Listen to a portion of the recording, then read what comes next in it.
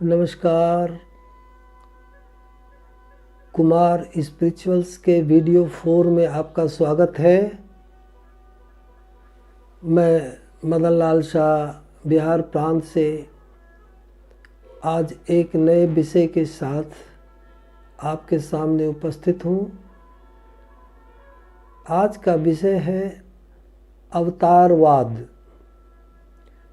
अवतारवाद पर दो चार बात बोलने के पहले मैं भारत की सनातन हिंदू संस्कृति के पक्ष में दो चार बातें बोलना चाहूँगा। हमारे आध्यात्मिक संस्कृति है और इसकी जड़ें इतनी गहरी है कि कई विदेशी ताकतों ने भी इसको बर्बाद करने का कोशिश किया और अभी भी यह कायम है। सबसे कम संख्या में होने के बावजूद भी हमारी हिंदू संस्कृति आज भी आबाद है।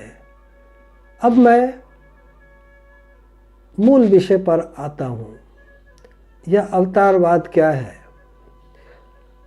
भारतीय दर्शन में अवतारवाद, पुनर्जन्म, मोक्ष, निर्वाण, कर्मफल इत्यादि की बृहद व्याख्या है।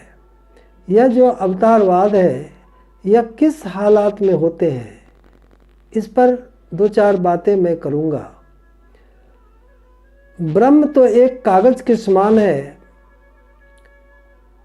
जैसे कागज में दो पृष्ठ होते हैं, ब्रह्म का भी दो पृष्ठ है।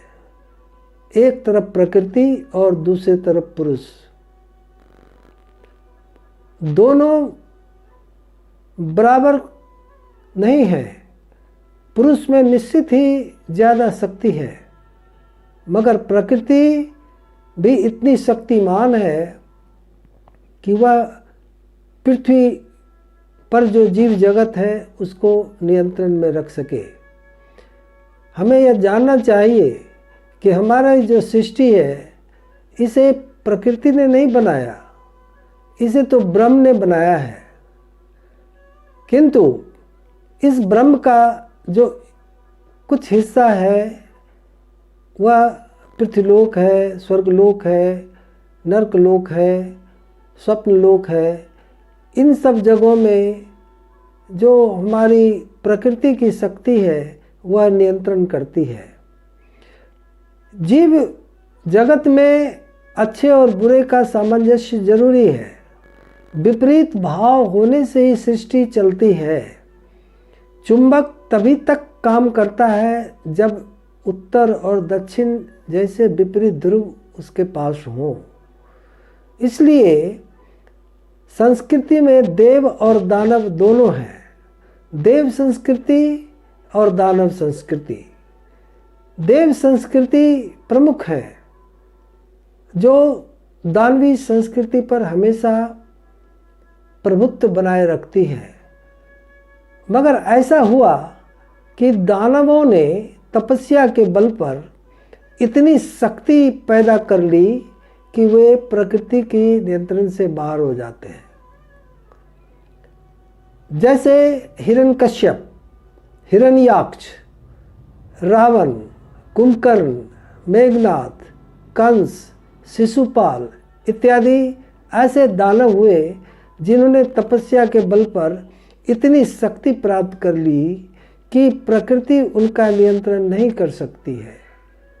तब जो पुरुष शक्ति है वो आकर इन दानवों का संहार करती है।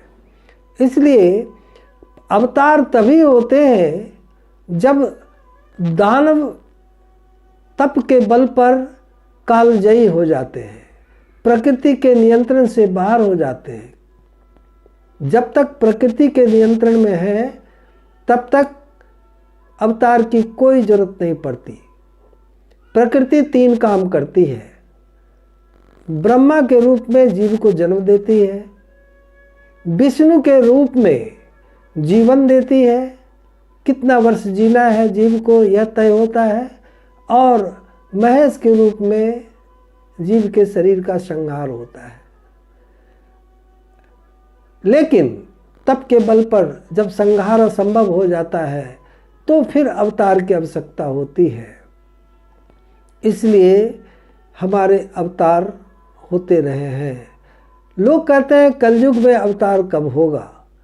कलयुग में अवतार की आवश्यकता ही नहीं है, क्योंकि कलयुग में ऐसे दानव ही नहीं है जो तपोबल से कालजयी हैं।